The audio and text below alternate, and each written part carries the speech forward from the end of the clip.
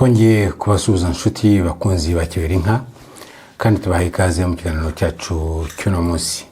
Twizere ko muri amahoro, twizere ko uyu mwaka ukomeje kugenda neza, kandi niba bitagenda neza mwihangane, niko bigenda ku isi. Uno munsi bigenda nabi, ejo bikagenda neza. Imana ibihari kandi bibireba. Uyu munsi rero ndagarutse mu kindi kiganiro aho tugiye kwibanda noneho kwikoranabuhanga. Imba navuga ikoranabuhanga, imba navuga ubukungu, ariko ni biravanza hagati aho, kubera ko tugiye kuganira kugura ibintu online cyangwa kugura ibintu kuri internet nkuko bamwe babyita. Kugura ibintu kuri internet ubu ni ikintu gisanzwe. Ndavuga kubigura hanze y'igihugu urimo, hanyuma bikaza iwanyu cyangwa iwawe mu gihugu cyawe. Ibyo ni ibintu bisanzwe kandi bimaze n'igihe. Bikaba byarakuze cyane mu gihe cya COVID-19, guhera mu mwaka wa 2020 mu gihe cya COVID-19, cyane cyane muri guma mu rugo, aho abantu bashaka kugura ibintu bitandukanye ariko bakabura uburyo bajya kubigura. Hanyuma kugura ibintu online birakura cyane, bifata indi ntera.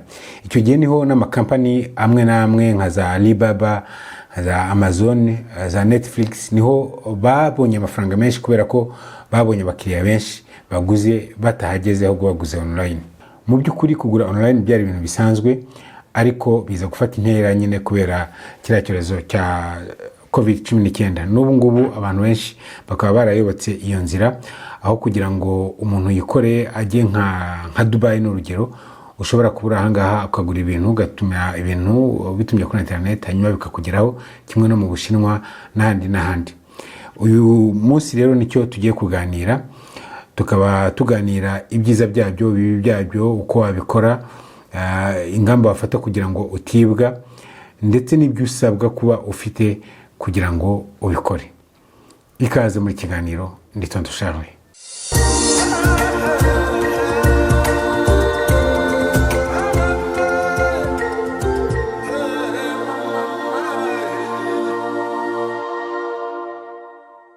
Kugura rero kuri internet, reka tubivuge mu bice bibiri. Icyambere no kugura ibintu biri soft, ndavuga nk'uduprograme, ndavuga nka za abonnement z'ibintu bitandukanye ushobora kugura online. Ariko tukaza no kuvuga kugura ibintu biri hard, noneho ibintu ibikoresho bifatika nk'izi kamera ndi gukoresha, cyangwa se microphone, cyangwa n'ikindi cyose washaka kugura, ukakigura noneho ukaza ari igikoresho ukagitunga. Ariko tutaragera aho ngaho, reka nkubwire niba ushaka kugura online cyangwa se kugura kuri internet, ari ibintu ugomba kuba ufite byanze bikunze. Icyambere ni uko ugomba kuba ufite ikarite ya banki byanze bikunze. Iyo karite ya banki kugira ngo uyibone bayita credit card cyangwa se ATM card. Kugira ngo uyibone byanze bikunze ugomba kuba ufite konti muri banki. Banki ugomba kuba ufitemo konti ni banki z'ubucuruzi, ntabwo ari aya mabanki matoya nk'amasako cyangwa se banki tukiri dutoya tukizamuka. Oya, ni banki zizwi z'ubucuruzi kuko zitanga ari ama credit card aba ari international, cyangwa ashobora kugura ibintu nyine ku rwego mpuzamahanga. Hagati aho ngaho, niba utazi credit card, ariko ndibwira ko nta muntu utayizi, nayikwereka aha ngaha. Credit card ni gutya ibimeze. Urumvikana ari imibare imwe nahishe, kubera ko imibare iriho ndaza kukubwira ko ari ingenzi cyane. Iyi ni ya Visa card, ngira ngo urayibona. Siyo yonyine, habaho ubundi bwoko. Iyi ni Tap and Go. Sorry. Iyi nayo ni indi, nayo ni Visa card, ariko habaho n'izindi nka za Mastercard n'izindi carte zitandukanye bitewe niyo banki yaguhaye. Izi rero nizo wifashisha mu by'ukuri kugira ngo ugure ibintu online. Hanyuma kugira ngo ubiguriye kuri iyi credit card, habaho ibintu bitatu by'ingenzi ugomba kwitaho. Ikintu cya mbere kiba kuri credit card yawe kandi cy'ingenzi ni nimero yayo. Ibifite imibare iyanditseho ariyo nimero yayo, iyo ni ngombwa cyane. Ntabwo ari nimero ya konti, kuko usanga rimwe na rimwe na nimero ya konti yanditseho. Ya ntabwo ari nimero ya konti, ahubwo ni nimero y'iyo credit card. Ni imibare ibiri imbere, imibare ngira ngo 16 iba yanditseho. Iyo mibare ni ngombwa cyane. Hanyuma ikindi cyangombwa kiba kiri kuri credit card ni igihe izarangirira. Abanditseho ukwezi n'umwaka izarangiriraho, icyo bita expiration date. Uzasanga handitseho ukwezi, mba handitseho 01/26, nuvuga ko izarangira n'ukwezi kwa mbere 2026. Nk'iyi yanjye n'urugero, iyi naberetse ya mbere yanditseho, iyi naberetse bwa kabiri yanditseho 11/2026, nuvuga ngo izarangirana n'ukwezi kwa 11 2026. Iyi yindi naberetse bwa mbere yanditseho 01/27, nuvuga ko izarangira mu kwezi kwa mbere, izarangirana n'ukwezi kwa mbere 2027. Izo information ni ngombwa cyane kuri credit card, ni ngombwa kuba uzifite. Hanyuma indi information ikomeye cyane ni iba iri hano inyuma y'ikarita. Ni akanimero kagizwe n'imibare 3 yitwa CVV. Iyo mibare niko yitwa, nuvuga card verification value. Ni akanimero rero gatuma iyo nkuko tuza kubireba n'ujya kugura, iyo wujuje ahantu amakuru arebanye n'iriya credit card, nako gashyiraho akaba ari nk'uko kameze nk'agakonfirima yuko iyo credit card ari yawe. Ibyo bintu bitatu rero ugomba kuba ubizi: nimero y'ikarita, igihe izarangirira, hanyuma na kariya ka CVV, kariya kanimero ka CVV kaba kariho inyuma. Bigenda gute rero kugira ngo ujye kugura? Nigeze kubabwira tugitangira kugura harimo uburyo bubiri. Hari kugura ibintu bya soft, birimo nko kugura ama software, birimo kugura amabonema, hakaba no kugura ibintu biri hard by'ibikoresho. Reka duhere ku ma soft. Urugero, tugiye kureba uburyo wagura kuri Netflix. Netflix murabizi ni ikigo cyo muri Leta Zunze Ubumwe za Amerika gicuruza amafilimi. Abantu benshi bagira abonema yayo. Tugiye kureba uburyo wakoresha credit card ukayigura. Ubwo ni muri cya gice cya soft. Nkuko bisanzwe kuri buri hantu ugiye kugura ugomba gufunguraho account. Ntabwo wagura utafunguye account. Na Netflix niko bimera. Uranyura hariya sign in nimba usanzwe uyifite, cyangwa se create sign up niba utari ufite account. Ngiye ndayihagira. Ubwo icyo nkora ndinjiramo confirme, hanyuma ninjire. Nyagera bahita bambwira ngo ndangize nyine kwinjira. Hanyuma igice cya mbere uhita ucuginga cyangwa se uhitamo plan uza kugura ni yihe. Turakora next, turabibona. Amaplan rero bafite naya, ntabwo ari kwamamariza, mubabarire, ni ukugira ngo urebe uko wagura. Twige uko wagura. Hari iyo bita mobile, hari iyo bita basic, akaba yitwa standard, ndetse n'iyo bita premium. Tuvuge ko ushaka kugura iyi premium igura $10 na abonema y'ukwezi, ubwo na $10 ku kwezi. Ubwo uraza ukayikirikaho ukayitamo, urabona aka kantu ka V, ni kuvuga ko ariyo wahisemo. Hanyuma ukajya hano munsi ugakora next. Iyo ukoze next rero uhita ugwa hahandi hari ikarita. Noneho bivuga ngo barakubwira ngo ikiramo information za karita yawe kugira ngo bashobore kuvana amafaranga biyishyure. Biroroshye, urakirika. Hanyuma hari card number. Urabona ngewe ko ihita yiyandikamo, nukubera ko isanzwe irimo. Ushatse nayikirika ikaza, ariko ntabwo mbikora. Ahanga rero uhita uyandika ya credit card number yawe, ya mibare 16. Munsi ukandika expiration date, ni ya tariki ikarita yawe izarangirira, ubyandikaho. Iyanjye urabona ko ibiproposa kwizarangira ukwezi kwa mbere 2027, nibyo niyo nakoresheje. Hanyuma icya gatatu ugakoresha ya CVV, twatubare 3 tubi inyuma y'ikarita, natwo ukadushyiramo.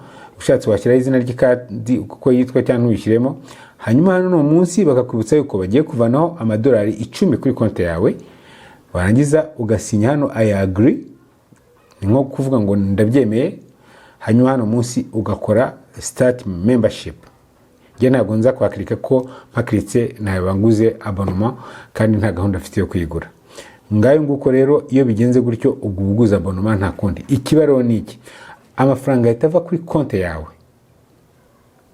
yandi ihujwe na ya credit card yawe, agahita ajya kuri konti ya ba nyiri iyi website cyangwa iyi service abangaba ba Netflix.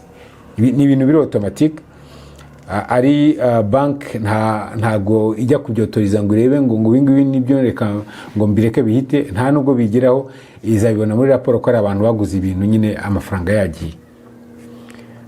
Uko nuko bigenda. Hanyuma ushobora kwibaza ngo bigenda gute ko bari kunyereka ko ari amadolari kandi ngewe wenda afite konti y'amanyarwanda. Nibyo nta kintu bitwaye, nubwo waba ufite konti y'amanyarwanda, nubwo waba ufite iy'amashiringi, niyo waba ufite iy'amarundi, ibi bintu birivunjira mu buryo bwa automatique. Nuvuga ngo niba ugurisha yaka amadolari ngo ukaba ufite konti y'amanyarwanda, hagati aho ngaho harava amanyarwanda ariko ahite yivunja agende we hamugereho amadolari. Ni ibintu rero biri automatique cyane. Ubu ni uburyo bwa mbere bwo kugura ikintu kiri soft. Hanyuma uburyo bwa kabiri noneho ni ukugura ikintu kiri hard. Hano uvuga ngo ndashaka kugura igikoresho runaka nabonye wenda kuri internet, ndashaka kukigura kikaza iwanjye, kikava muri Amerika, kikava i Burayi, kikava mu Buyapani, kikava mu Bushinwa, noneho kikaza iwanjye mu rugo. Bigenda gute rero? Reka dufate urugero rwa website yindi icuruza ibintu yitwa eBay. eBay ni website y'Inyamerika nayo icuruza ibintu bitandukanye. Nkuko bisanzwe ugomba kubanza kwinjiramo. Iyo dufite account urayicreatinga, hano ngene nsanzwe nyifite. Hanyuma warangiza hano hejuru hari search, no kuvuga ngo urashaka kugura iki noneho.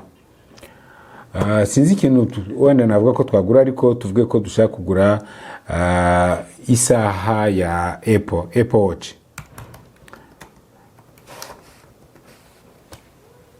Urabyandikamo hariya, hanyuma ujye muri search ijye kugushakira, hanyuma ihita iguha urutonde rw'amasaha menshi ya Apple bitewe n'abazicuruza.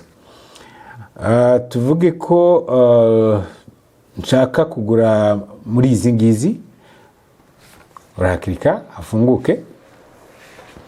Hanyuma iyo hakiritse gutya, tutarahakirika reka mbanze subira inyuma gatoya, banze subira inyuma nkwereka ikintu kimwe. Tutarahakirika barabanza bakakwereka igiciro. Igiciro yonyine amadolari 449.99.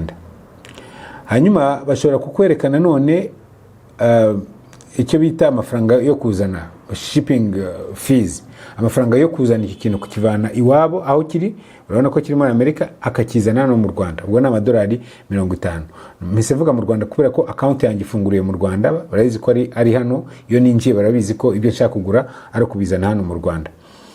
Hanyuma indi information ushobora guhita ubona hano ni state, uburyo icyo kintu kiri, niba ari gishya, niba cyarakozwe cyangwa se cyarakozwe muri sinzi ko nabivuga. Nk'izi saha baratubura ko ari refurbished. Bivuga iki? Bivuga yuko zakoze ariko barongera bazitaho, barazisukura, bazigira neza, bazisubiza ku isoko. Bitandukanye n'ikintu cya second hand umuntu yakoresheje akongera agacuruza. Nibyo zarakoze ariko bafite umwanya wo kongera kuzitaho bakabona kuzicuruza. Ikindi cya gatatu ugomba kureba, ibiyo mbivuze kugira ngo utazagura ikintu cyakoze ugira ngo ni gishyashya, ugomba kureba state kirimo. Ikindi cya gatatu ugomba kureba ninde ugicuruza. Ugicuruza yemerwa n'abamuguriye gute. Nk'uyu nguyu urabona hano hari akantu bita top rated seller. Nuvuga ngo ni umucuruzi wemerwa n'abantu yaguriwe cyane kuko ni umucuruzi w'inyangamugayo. Ibyo bibonera hehe? Urabona amanota bamuhaye agera kuri 99.4%. Urumva ni hafi 100%. Nuvuga ngo abantu iyo baguze, akenshi iyo umuntu akuguriye bitewe nuko yakuguriye nuko wamwihutirishije service, akenshi ahita guha amanota. Aya manota rero niyo bagenda bateranya bakavuga bati uyu muntu ni inyangamugayo rwose arizewe wamugurira. Iki rero ni ikintu cy'ingenzi, ugomba no kureba ugiye kugurira amanota ahabwa n'abandi baguzi bamuguriye kugira ngo utazibwa, kubera ko habaho n'ibisambo. Umuntu ashobora ushobora kumuha amafaranga kuriya kubera ko wabibonye ko wishyura mbere, hanyuma ntaguhe cyangwa nakohereze ibicuruzwa. Iki rero ni ikintu cy'ingenzi. Reka rero twinjire rero tujye dusa n'abagiye kugura. Mu by'ukuri ntabwo ngiye kugura iriya saha, nakubereka.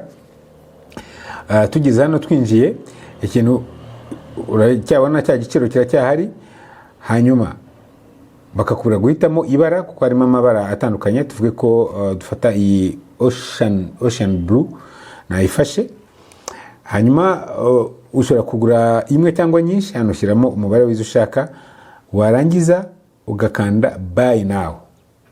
Muhumure ntabwo ihita igurwa, hari izindi ntambwe kugira ngo igurwe.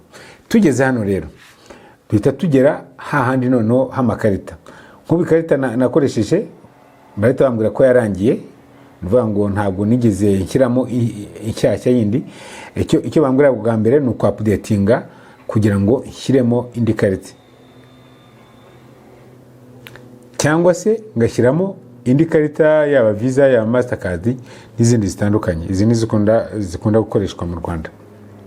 Ushobora gukoresha kandi PayPal ni bank ariko ikorera kuri internet gusa, nawe ushobora kuyikoresha, cyangwa ugakoresha GPay, ni uburyo bwo kwishyura bwa Google nabwo bukorera kuri internet, nka kuriya hano dukoresha Momo Pay, hariya bashobora gukoresha GPay, ni uvuga Google Pay.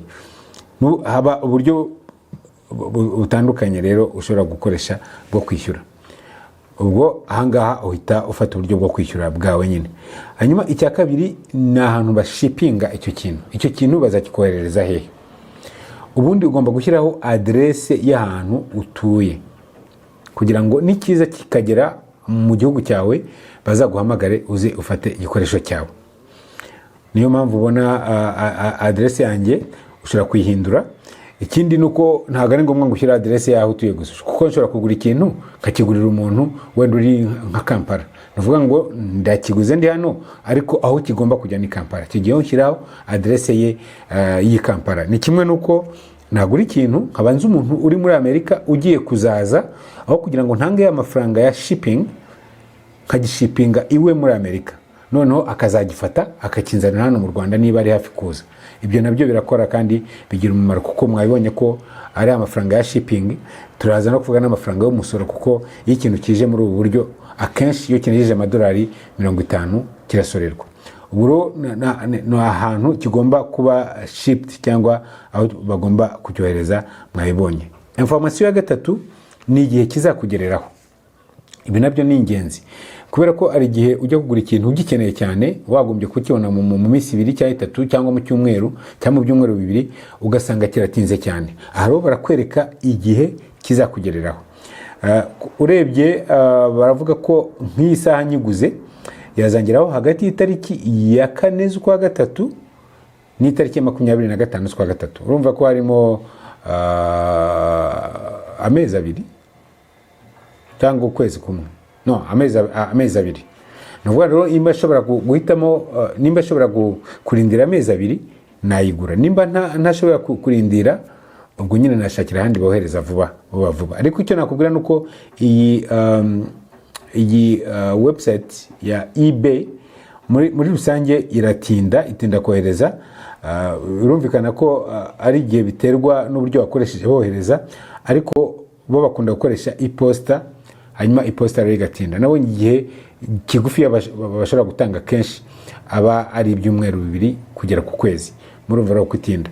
Iyo umaze rero gucekinga ibintu byose ko ari sawa, uhita noneho ujya hano hejuru bakakwibutsa amafaranga ugomba kwishyura kwangana, bakakwibutsa aya shipping, amafaranga yo kukizana, bakakwereka total yawe ugiye kwishyura. Ukoze confirm and pay, ni ukuvuga ngo amafaranga yawe ari kuri konti ahita hava akajya kwishyura kiriya kintu, hanyuma nabo bagatangira guproceeding uburyo bakikoherereza. Kandi uko bakyohereza bagenda baguha notification yaho kigeze. Ushobora gucekinga aho kigiye kigeze, aho uko kigenda kimuka kiva mu gihugu kigenda n'indege bagishyira bakivana bakijyana. Ushobora gucekinga mu by'ukuri aho kigeze kiri kuza kikugeraho. Ubu no bumwe n'ubundi buryo bwo kuba wagura ikintu noneho gifatika kikaza kikakugeraho iwawe. Hanyuma nkangaha ushobora kureba purchase history, niba warabaguriye ushobora kureba ibintu wabaguriye. Urabona nk'ibintu nabaguriye, utu twose n'utuntu naguze kuri eBay kandi twose twagiye tungeraho, usibye iyi drone iyi drone nagiye kuyigura, hanyuma mu gihe nari nyigura banza ari umuntu numvise wafunzwe azize gukoresha drone, mpitamo gukansoringa offer kubera ko no gukansoringa biremewe. Ushobora kukigura nyuma y'umunsi umwe cyangwa ibiri kitaraza, ugahita usanga ntabwo ukikeneye ugakansoringa, nuvuga bakagusubiza amafaranga yawe nawe bakagumana ibyabo. Kimwe nuko ari igihe ukigura wagira ugasanga ntabwo kimeze neza, ari igihe biba byemewe kugisubizayo, ntabwo ari buri gihe. Iyo ari ikintu ugura wasubizayo return, biba byanditseho yuko igihe uzasanga kitameze neza uzagisubizaho, no biba byanditseho. Ibyo byose rero ugomba kubicekinga. Indi website nabonye abantu bagurira, niba ukunda ibintu byo gufotora, ibikoresho byo gufotora n'ibintu nk'ibyo ngibyo, amakamera, amadrone, TV, ibintu by'amashusho n'amajwi, yitwa B&H, nayo ni website waguriraho. Nabonye nabo bizerwa cyane kandi ibintu byabo ibintu uguze barabyohereza, bo bakagira n'umwihariko wo gukorana na DHL, cya kigo kiri inzobere mu gutwara ibintu mu buryo bwihuse, ku buryo ibintu bo barabyohereza bwihuse cyane. Nk'utuntu mperuka kuhagura twafashe iminsi 3 kuva muri Amerika kugera hano, manda tubonye, nubwo haje kuzamo ingorane nza kubabwira, ari nazo mugomba kwitaho nimujya kugura. Hanyuma izindi website navuga ni Amazon nayo ni website izwi cyane, ibaho ibintu byinshi ariko ishipinga gakeya mu Rwanda, ntabwo ibikoresho byinshi byabo babishipinga mu Rwanda. Niyo mpamvu ugiye kwagura ugomba kubyitaho cyane. Reka tuvuge ko dushaka kugura computer hano kuri Amazon, tandikamo computer, hanyuma tuvuge nk'iyi ya mbere ije ni laptop, bigaragara ko igura amadolari $171. Urabona ko bahita bambwira ko batashobora kuyohereza, batashobora kuyishipinga mu Rwanda. Nicyo kibazo cya Amazon, sinzi ikibazo bafite mu by'ukuri, ntabwo ibintu byabo byinshi babishipinga mu Rwanda. Niyo mpamvu abantu benshi bahitamo kujya kuri eBay kurenza Amazon iyo bari hano mu Rwanda. Hanyuma abandi ni Alibaba barazwi cyane, nabo ni Abashinwa babaho utuntu twinshi tunahendutse, ariko karite yatwo ntubimbaze. Kimwe na Kiku abantu benshi bo bamaze kubimenya, bamaze kubona abantu benshi bamaze kuyigurira, nayo ni y'Abashinwa, ariko nayo nyine karite y'ibintu biriho ntabwo nyine ibiri hejuru cyane, nyine ni Inshinwa nk'uko babivuga. Ikindi ni uko ushobora no kugura imodoka, hari mu website agurisha imodoka, hari nka za B-Forward, hari nka Otowini ni y'Abanyakoreya, B-Forward ni y'Abayapani. Izo ngizo ushobora kugenda wicaye iwawe mu rugo ukagura imodoka, ukayishyura muri buriya buryo, hanyuma imodoka ikaza, swat ukajya kuyifata ku cyambu i Nairobi, cyangwa ugatuma umuntu akajya kuyikuzanira. Ibyo birakora cyane, nubwo bigaragara ko kugura cyangwa kugurira online ari ibintu byoroshye, ariko ari ibyo ukwiye kuba wirinda kugira ngo wirinde ibibazo, kuba habamo n'ibibazo byinshi. Icyambere ni ukwirinda kwandarika kadi yawe. Kadi nababwiraga, credit card yawe kwandarika, mvuga ntago ari ukuyita, nubwo no kuyita ari bibi cyane, kuko wanayitaye umuntu ashobora no kugerageza kujya kukwiba, usibye ko nabyo harimo umutekano, ntabwo wajijombamo gutya kereka zi password yawe. Kwirinda kwandarika ni ugufata nimero yayo ukayishyira ahantu hose, ugasanga wayohereje umuntu kuri Facebook cyangwa kuri WhatsApp, wayipostinze kuri nimero yayo. Ni ikintu ugomba kubika cyane, ukakibika neza, kubera ko hari n'igihe barushimusi usanga barirwa bakata mu mashini yacu tutababona, bakoresha ibyo bita hacking, ugasanga bari mu mashini yacu bagenda bibamo amakuru make kugira ngo barebe ko ari cyo bagwaho. Ibaze rero bayiguyeho bakagwa no kuri expiration date yayo, bakagwa no kuri CVV, urumva baba bakurangije, bashobora kukwiba. Ikindi nuko mu gukoresha account, inama ugirwa ari gukora account uguriraho online gusa. Murabizi umuntu agira konte iyo bita yibanze abika amafaranga ye, iyo rero ntukwiye kuyikoresha muri ibi bikorwa.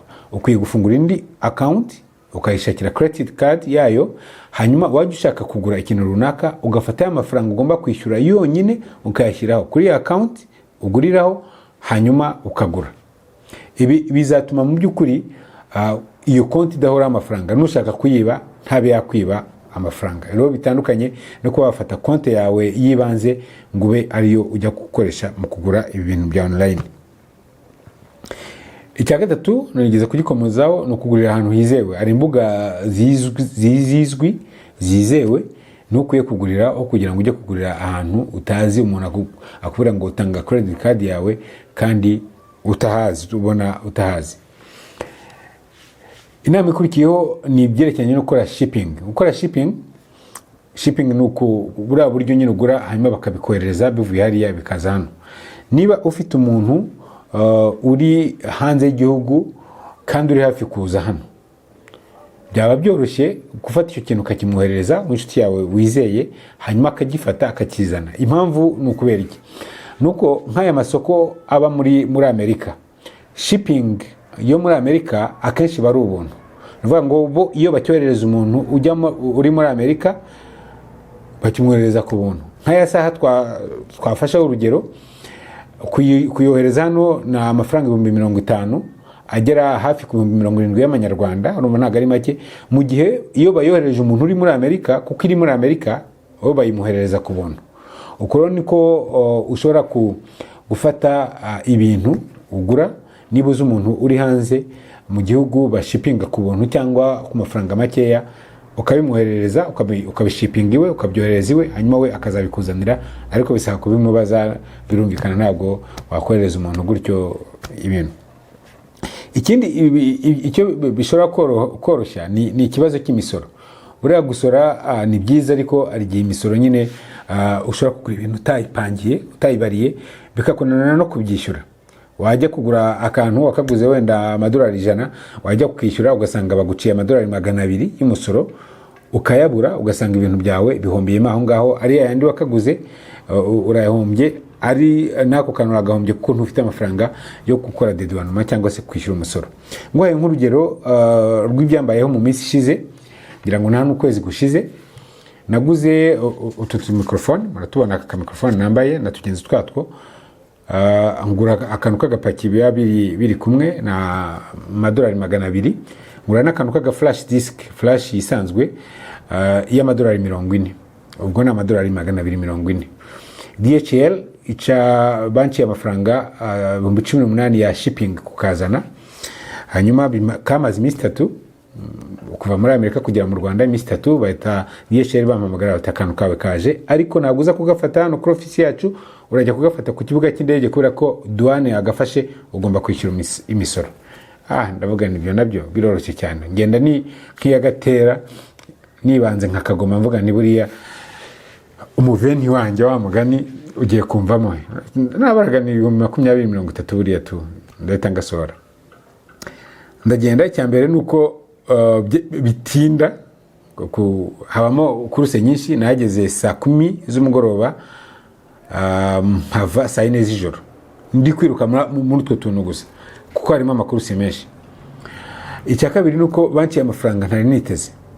Nuvuga ngo banki y'amafaranga 177 y'umusoro, bongeraho $82 bita ngo na stockage yuko bakagumanye. Wibuke ko kageze mu saa 8, ngeraho saa 10, nubane nk'amasaha 2 namaze kahamaze, ariko banki 182. Wibuke ko atari igikarito kinini, na kantu kangana gutise, nakabereka. A few moments later. Murabibona ko mu by'ukuri do ikiganza cyanjye urabona ko ari akantu gatoya.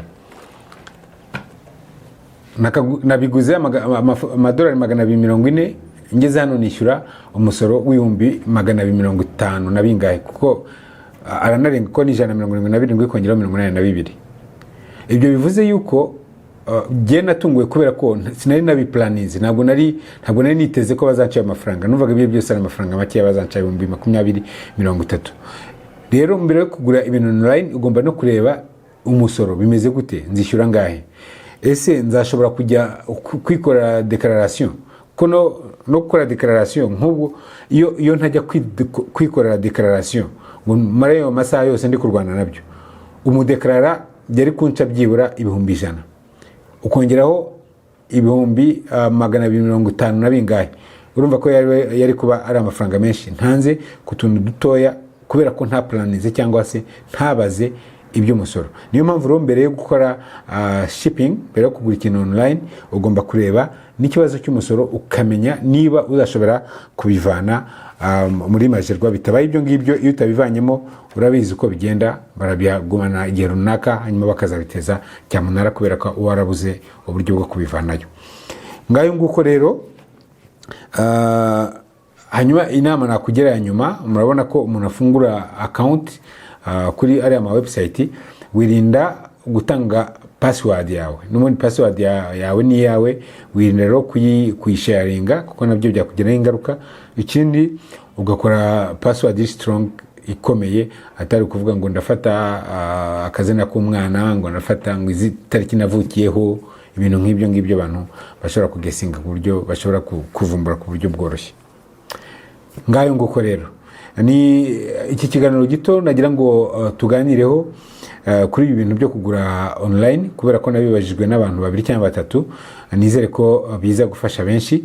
Hanyuma niba ubona iki kiganiro kigufasha, ntwibagirwe gukora subscribe, ntwibagirwe kugisharinga na bagenzi bawe bashobora kuba ibintu byabagira umumaro, kandi ntwibagirwe gukora like, ndetse niba ari icyo wifuza kutubwira cyangwa kutubaza kuri iki kiganiro n'ibindi ibyo aribyo byose watwandikira muri comment, hanyuma twagusubiza.